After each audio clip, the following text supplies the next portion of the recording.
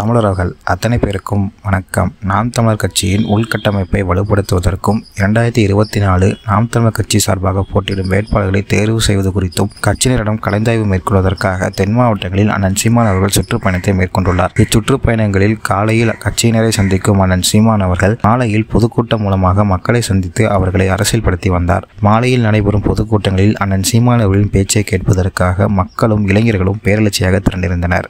இந்த நிலையில் ஒருதால் சுவரொட்டிக்கே பொதுக்கூட்டங்களை எங்களால் மாநாடாக மாற்ற முடிகிறது, ஆனால் உங்களுக்கோ காவாலயா பாட்டு போட்டு ஆடல் பாடல் நிகழ்ச்சி நடத்தியிருந்தாலும் மாநாடை நடைமுறைப்படுத்த முடியவில்லையே என்று பாட்டுப்பாடியும் நடனமாடியும் திமுகவை அண்ணன் சீமான் அவர்கள் கலைத்துள்ளார். ஏண்டா கொள்கை வைக்கிற கூட்டத்தை நான் குத்துப்பாட்டு போட்டாடா அவ்வளோ வேற கூட்டியிருக்கேன்.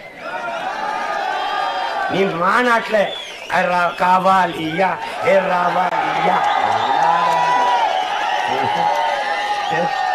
கூட்டம் நடக்கிறதுக்கு முன்னாடி அவங்க பணியனை போட்டுக்கிட்டு டாஸ்மார்க்கில் கூட்டம் நடந்துக்கிட்டு இருக்கும்போது கூட்டத்தை கூட்டுறதுக்கு காவாலியா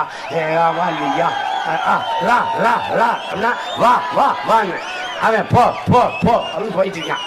அப்புறம் கொஞ்ச நேரம் கழிச்சு அவர் பேச ஆரம்பிக்கும் போது 3 சீட்டு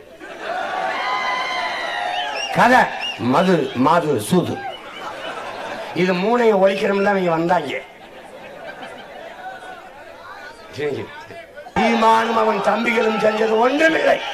தொலைக்காட்சி முழுக்க பல ஆயிரம் ரூபாய்களை லட்சக்கணக்கான ரூபாய்களை செலவழித்து விளம்பரம் செய்யவும் இல்லை. கோயில்பட்டியில் சீமான் பேச போகிறார், திரண்டு வாருங்கள். செய்தித்தாளில் முழு பக்க விளம்பரங்கள் இல்லை. ஒரு நாள் சுவரொட்டி சீமான் கோயில்பட்டியில் பேசுகிறார், பார்த்துக்கணி.